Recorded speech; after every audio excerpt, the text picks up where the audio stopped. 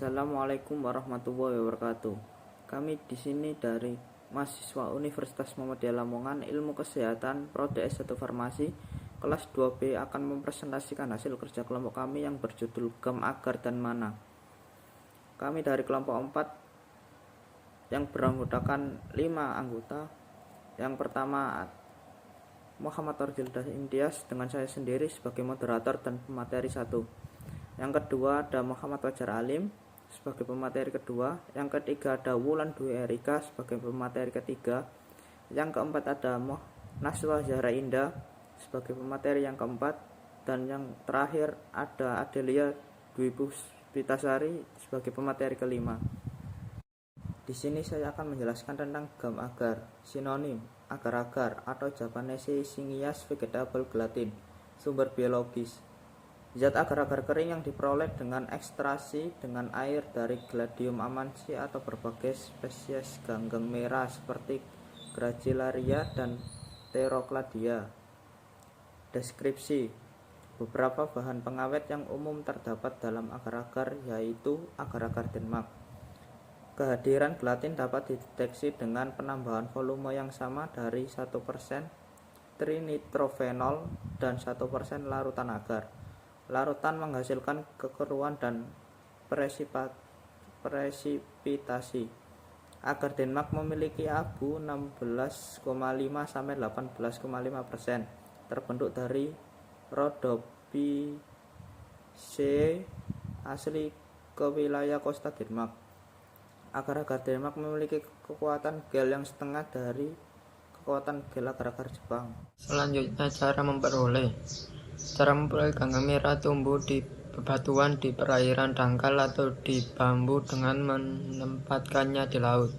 Pengumpulan alga biasanya dilakukan pada musim panas. Bambu dicabut dan rumput laut dikupas. Alga dikeringkan, dipukul dengan tongkat dan dikocok untuk menghilangkan pasir dan cangkang yang menempel padanya.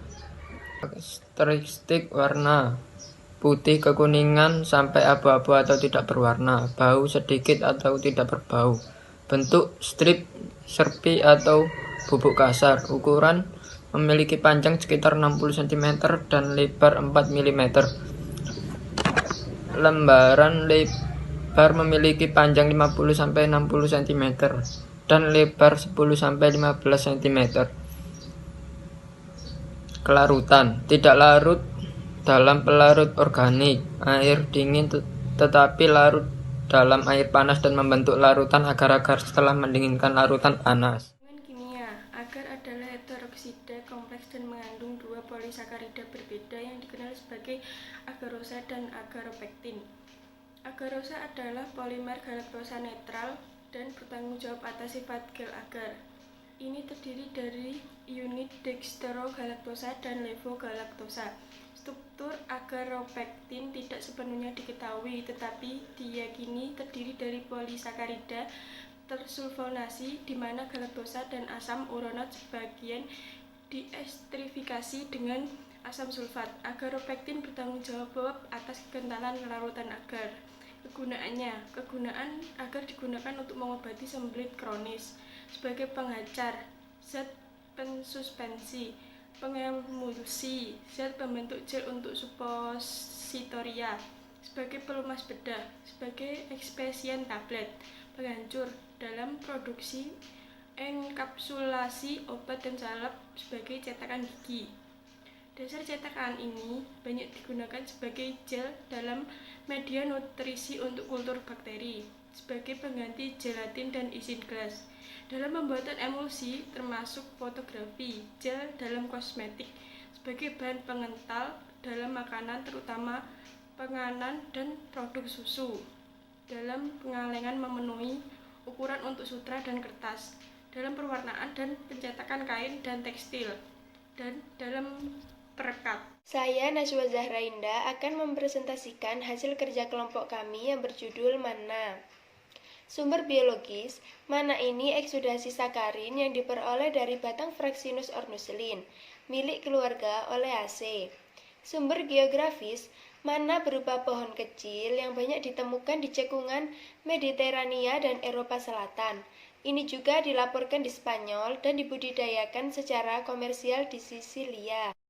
Untuk morfologi Fraxinus ornus atau mana ini warnanya putih kekuningan, bau sedikit atau tidak berbau, rasanya manis, bentuk 3 sisi, serpi, ukuran potongan 10-15 hingga 2-3 cm, fitur tambahan sangat rapuh menunjukkan kristal struktur dan lapisan konsentris. Mana ini larut dalam air dan tidak larut dalam pelarut organik. Konstituen kimia.